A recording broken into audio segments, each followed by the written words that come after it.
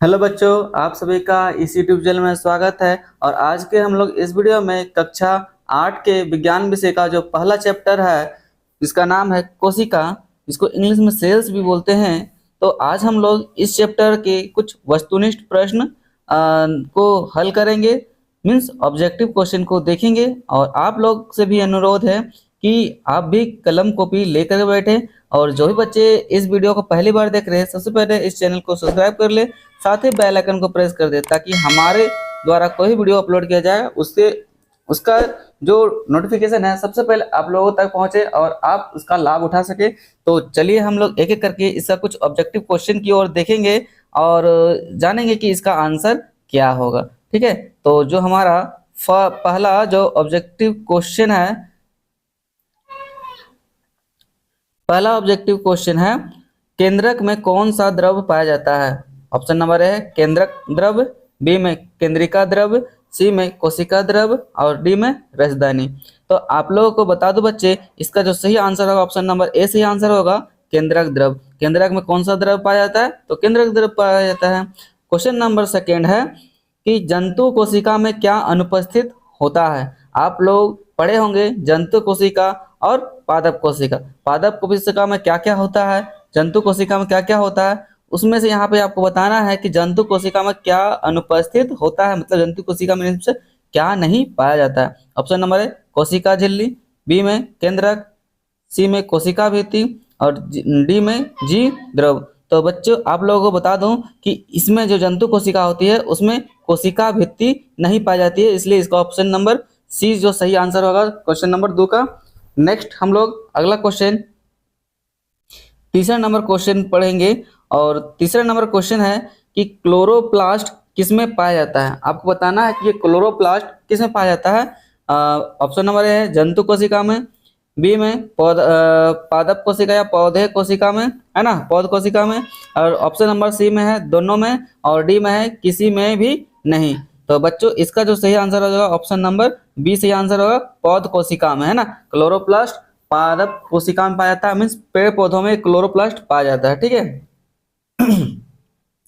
Next question number 4 है, question number 4 है कि अमीबा एक एकल कोशिकीय जीव है, इसके एक ही कोशिका में होता है। क्या होता है, अंतःग्रहण, पाचन, अवशोषण एवं उत्सर्जन दोनों, या यह सभी क्रियाएं। तो बच्चों इसका जो सही आंसर होगा ऑप्शन नंबर डी सही आंसर हो जाएगा। बच्चों ये सभी क्रियाएं होते हैं, मीन्स जो अमीबा होती है वो एक कोशिकीय जीव है, ये आपको पता होना चाहिए। साथ ही साथ ये भी पता होना चाहिए कि इसमें अंतःग्रहण, पाचन, अवशोषण और उत्सर्जन जितनी भी सारी क्रियाएं हैं वो एक ही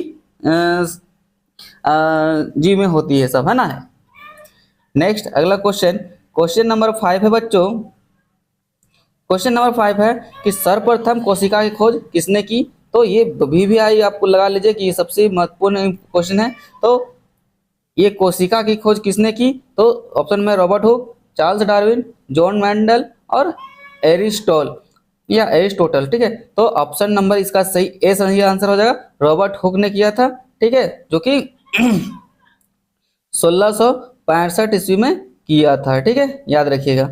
नेक्स्ट अगला क्वेश्चन हम लोग 6 नंबर की ओर चलते हैं। 6 नंबर क्वेश्चन बोलता है कि सर्वप्रथम जीवित कोशिका की खोज किसने किया। ये भी बच्चों VVI क्वेश्चन है आपके लिए, ये आने वाला एग्जाम में है।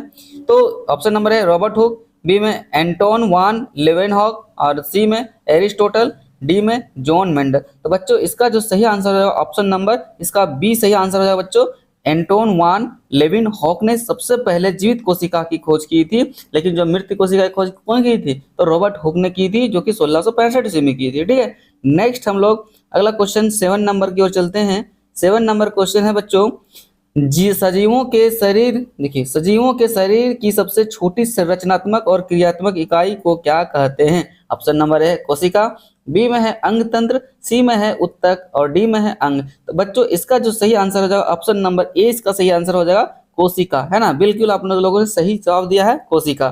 ठीक है, नेक्स्ट हम लोग क्वेश्चन नंबर 8 की ओर चलते हैं।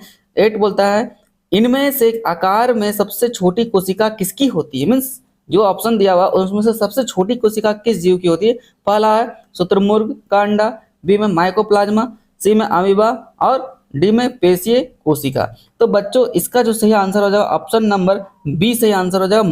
माइकोप्लाज्मा या माइक्रोप्लाज्मा की जो होती है सबसे छोटी कोशिका होती है। नेक्स्ट अगला क्वेश्चन हम लोग 9 नंबर की ओर चलेंगे और 9 नंबर का क्वेश्चन है कि इनमें से कौन सी एकल कोशिका है जो आकार में बड़े होने के कारण नग्न आंखों से भी देखा जा सकता है। Option number A amoeba, B में माइकोप्लाज्मा, सी में शुतुरमुर्ग का अंडा और डी में यूबुलिना। तो बच्चों इसका जो सही आंसर हो जाएगा ऑप्शन नंबर इसका सी आंसर हो जाएगा शुतुरमुर्ग का अंडा।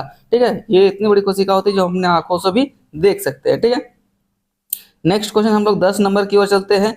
10 नंबर क्वेश्चन बोलता है कोशिका के सबसे बाहर, है ना, कोशिका के सबसे बाहर का आवरण या घेरा क्या कहलाता है। ऑप्शन नंबर है कोशिका झिल्ली, बी में कोशिका द्रव, सी में केंद्रक और डी में केंद्रिका।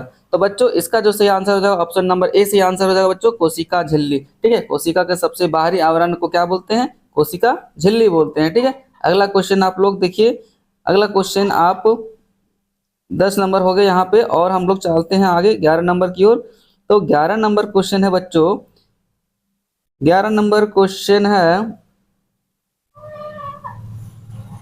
11 नंबर क्वेश्चन बोलता है कि कोशिका झिल्ली एवं केंद्रक के बीच के भाग में सभी कोशिकांग रहते हैं। क्या क्या रहते हैं, कोशिका झिल्ली में और कोशिका द्रव में, कोशिका केंद्रक में या केंद्रिका में।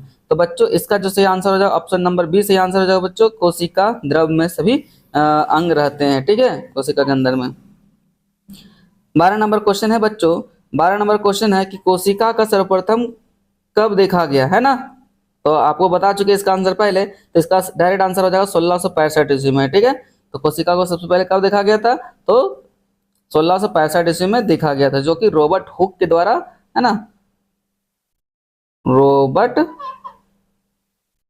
हुक के द्वारा देखा गया था। ठीक है, अगला क्वेश्चन हम लोग 13 नंबर की ओर चलते हैं।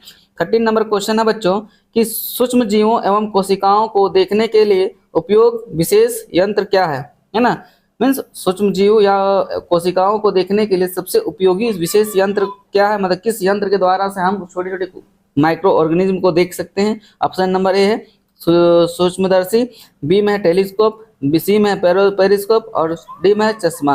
तो बच्चों इसका जो सही आंसर हो जाएगा ऑप्शन नंबर ए सही आंसर हो जाएगा सूक्ष्मदर्शी। आप सूक्ष्मदर्शी की सहायता से बहुत ही सूक्ष्म जीव या कोशिकाओं को देख सकते हैं। ठीक है, नेक्स्ट अगला क्वेश्चन है 14 नंबर कि कोशिका का ऊर्जागृह किसे कहा जाता है। ये भी बच्चों बहुत ही वेरी इंपॉर्टेंट है कि कोशिका का ऊर्जागृह किसे कहा जाता है, जहां से एटीपी के रूप में ऊर्जा संचित होती है ना। ऑप्शन नंबर है माइटोकॉन्ड्रिया, बी में है राइबोसोम, सी में है राजधानी और डी में है हरित लवक। तो बच्चों इसका जो सही आंसर हो जाएगा ऑप्शन नंबर ए सही आंसर हो जाएगा माइटोकॉन्ड्रिया। ठीक है, माइटोकॉन्ड्रिया कोशिका की ऊर्जागृह कही जाती है। नेक्स्ट क्वेश्चन हम लोग चलते हैं बच्चों 15 नंबर की ओर। 15 नंबर क्वेश्चन है कि एक कोशिकीय जीव का उदाहरण निम्नलिखित में से कौन सा है। Option number A amoeba, B में हाथी, सी में मनुष्य और डी में पेड़ पौधे। तो बच्चों इसका जो सही आंसर हो जाएगा ऑप्शन नंबर ए सही आंसर हो जाएगा बच्चों अमीबा। अमीबा क्या एक कोशिकीय जीव का उदाहरण है। ये भी बच्चों आपका बहुत ही वेरी इंपॉर्टेंट है, इसको भी आप स्टार मार्क लगा लीजिए। ठीक है, तो इसका जो सही आंसर हो जाएगा अमीबा। ठीक है, क्वेश्चन नंबर 16 है। 16 क्वेश्चन नंबर है कि कोशिका में गुणसूत्र कहाँ पाए जाते हैं। ऑप्शन नंबर ए केंद्रक में, बी में केंद्रिका में, सी में ग्लोजी काय में और डी में प्लाज्मा झिल्ली में। तो बच्चों इसका आंसर हो जाएगा ऑप्शन नंबर ए आंसर हो जाएगा केंद्रक में। ठीक है, तो कोशिका का गुणसूत्र कहाँ पाया जाएगा, तो केंद्रक में पाया जाएगा। ठीक है, अगला क्वेश्चन हम लोग देखते हैं बच्चों, क्वेश्चन नंबर 17 है समान कोशिकाओं का समूह जो एक विशिष्ट अंग का निर्माण करता है, कौन। अंग, कोशिका, तंत्र या उत्तक। तो बच्चों इसका जो सही आंसर हो जाएगा ऑप्शन नंबर डी सही आंसर हो जाएगा उत्तक। ठीक है, तो आप इसका उत्तर सही लगा लीजिएगा, उत्तक हमारा सही आंसर हो जाएगा, राइट आंसर। तो बच्चों आज का वीडियो कैसा लगा आप अपना विचार कमेंट में करके लिखे और साथ ही चैनल को सब्सक्राइब कर ले ताकि ऐसे ऐसे वीडियो आपको मिलते रहें और आपके एग्जाम में हेल्पफुल है ना हो। ठीक है, तो चलिए आज के लिए इतना ही, फिर मिलेंगे किसी नए वीडियो के साथ, तब तक के लिए धन्यवाद।